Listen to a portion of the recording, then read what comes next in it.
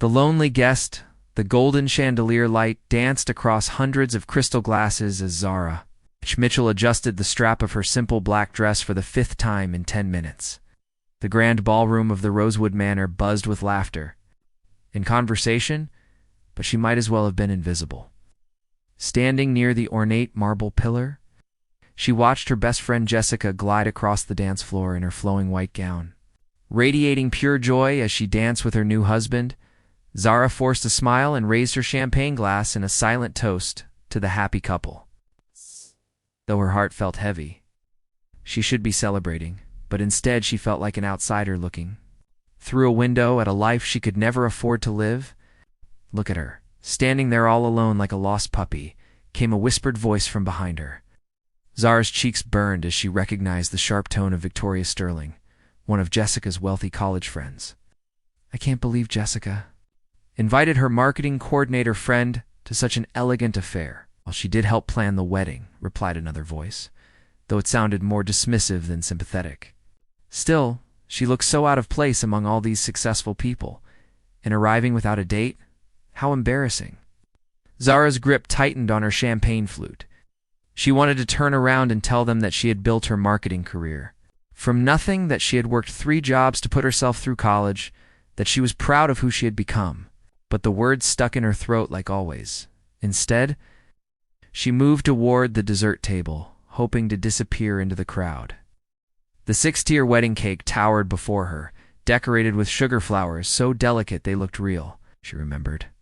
Helping Jessica choose this exact design during one of their many planning sessions, back when she still felt like an important part of her friend's life. Zara. Jessica appeared beside her, slightly breathless from dancing.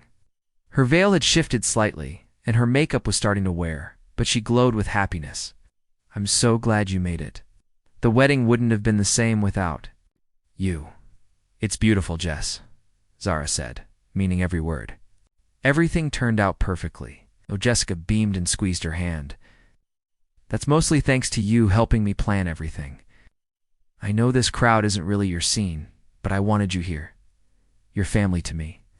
Before Zara could respond, Jessica's new mother-in-law appeared, dripping in diamonds and disapproval. "Jessica, dear, your photographer wants to take some shots with the Sterling family. We shouldn't keep him waiting." "Of course," Jessica said, then turned back to Zara. "We'll catch up more later, okay? Enjoy yourself." And just like that, Zara was alone again, watching her best friend disappear into a circle of people who belonged in this world in ways she never would. She glanced around the ballroom, taking in the designer gowns, the perfectly styled hair, the easy confidence that came with never having to check a price tag. A group of women near the bar were stealing glances at her and whispering among themselves. Zara caught fragments of their conversation carried on the evening breeze from the open terrace doors. Works in some little marketing firm, probably couldn't afford anything better than that dress. Jessica always did have a soft spot for charity cases. The words hit her like physical blows. Zara set down her champagne glass with trembling hands and walked quickly toward the ladies' room, desperate for a moment of privacy. The hallway leading away from the ballroom was mercifully quiet, lined with oil paintings of people who had probably never known what it felt like to be judged for their bank account. She leaned against the wall and closed her eyes, trying to regain her composure.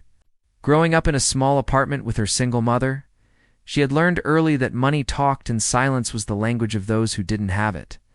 She had worked so hard to build a life for herself, to become someone worthy of respect, but nights like this reminded her that no matter how far she climbed, there would always be people looking down at her. When she returned to the ballroom, the dancing had picked up pace. The band played a jazzy number that had couples swaying together across the polished floor. Zara found herself back at her original spot by the pillar, nursing a fresh glass of champagne and watching the romantic scene unfold. "Excuse me," came a smooth voice from beside her. "Are you enjoying the wedding?" Zara turned to find a distinguished older gentleman with silver hair and kind eyes. He wore his tuxedo with the casual elegance of someone born to wealth, but his smile seemed genuine. "It's lovely," she replied politely. "Jessica looks so happy." "She does indeed." "I'm Thomas Hartwell, Jessica's godfather, and you are?" "Zara Mitchell." I'm a friend of Jessica's from college. Ah, you must be the brilliant marketing mind she's always talking about. She mentions you constantly, you know? Says you have the best instincts for understanding what people really want. Warmth spread through Zara's chest. Jessica talked about her to others? That's very kind of her to say. Jessica doesn't give praise lightly, Thomas said with a knowing smile. She told me you helped transform her family's struggling restaurant chain with just one campaign. Increased their revenue by 40%, if I recall correctly. Zara nodded, feeling a spark of pride. That had been one of her favorite projects, helping a family business that reminded her of her own humble beginnings. Impressive work, Thomas. Continued. In fact, I've been looking for fresh talent to help with a new venture I'm launching. Would you be interested in discussing it sometime? Before Zara could respond, Victoria Sterling appeared at Thomas's elbow like a shark sensing. Blood in the water. Thomas, darling, Victoria purred, completely ignoring Zara's presence. I've been looking everywhere for you. Robert wants to discuss that investment opportunity we mentioned. Thomas's expression remained polite but cooled slightly. Of course. Zara, please think about what I said. Jessica has my contact information. As he walked away with Victoria, Zara caught the triumphant smirk on the other woman's face. The message was clear. People like Zara didn't belong in conversations about investments and opportunities. The evening continued with Zara moving from shadow to shadow, trying to stay invisible while still showing support for her friend. Missed you? Watched the cake cutting, the bouquet toss, the endless parade of toasts from people who had never had to worry about making rent. Each ritual reminded her that she was an observer in this world, never a participant. As the night grew later and the champagne flowed more freely, the whispers became bolder, the stares more obvious. Zara found herself checking her watch repeatedly, calculating the minimum amount of time she needed to stay. Before she could politely excuse herself, she was contemplating her escape, when she noticed a commotion near the main entrance. A group of late arrivals had just walked in, and the entire room seemed to shift its attention toward them. Ow. Even from across the ballroom, Zara could see that whoever had just arrived commanded serious respect. The crowd parted like water, and through the gap Zara caught sight of a tall figure in an impeccably tailored black tuxedo. He moved with the confident grace of someone who had never doubted his place in the world. His dark hair perfectly styled, his presence magnetic even from a distance. She couldn't see his face clearly, but something about the way he carried himself made her heart skip a beat. This was clearly someone important, someone who belonged in this rarefied world in ways she never could, as if sensing her stare. The stranger's head turned slightly in her direction. For just a moment, their eyes met across the crowded ballroom, and Zara felt a jolt of electricity she couldn't explain. Then someone stepped between them, breaking the spell. She shook her head at her own foolishness. Men like that didn't notice women like her. Tonight had already proven that much. The mysterious stranger, moved through the ballroom like he owned it, which Zara realized with growing awareness he very well might. She watched from her corner as people gravitated toward him, their voices dropping too. Respectful tones when he approached. Even Victoria Sterling, who had been holding court near the bar all evening, straightened her posture when he passed by. Zara tried to focus on anything else, but her eyes kept finding him in the crowd. There was something magnetic about the way he carried himself. Confident without being arrogant, commanding attention without demanding it. His dark hair was perfectly styled, and when he smiled at something someone said, the expression transformed. His entire face, from intimidating to devastatingly handsome. She was so busy studying him that she didn't notice Victoria Sterling, approaching her table until the woman's perfume announced her presence. Well, well, Victoria said, her voice dripping with false sweetness. Still here, I see. How dedicated of you to stay so late at an event where you clearly don't know anyone. Zara looked up to find Victoria flanked by two other women she recognized from earlier, both wearing expressions of barely concealed amusement. Her heart sank as she realized she had become their evening's entertainment. I'm here for Jessica, Zara replied quietly, hoping to end the conversation before it could escalate. Of course you are, dear, Victoria continued, settling into the chair across from her, uninvited. Though I have to wonder what someone in your position thinks about all this extravagance. Must be quite overwhelming. The other women giggled and Zara felt heat rise in her cheeks. She gripped her champagne glass tighter, using it as a shield against their stares. I mean, just look at this place. Victoria gestured around the ballroom with theatrical flair. The flowers alone probably cost more than most people make in a month. The Sterling family spared no expense for Jessica's special day. It's beautiful, Zara managed, her voice steady despite the trembling in her hands. What it is, Victoria. Agreed, leaning forward conspiratorially. Of course, events like this are really about connections, aren't they? Meeting the right people, making the right impressions, building relationships that matter in the real world. One of her companions, a blonde woman with sharp features, chimed in. Speaking of connections, Victoria, didn't you say your husband is looking for new marketing talent? Someone fresh and ... hungry? Victoria's smile turned predatory.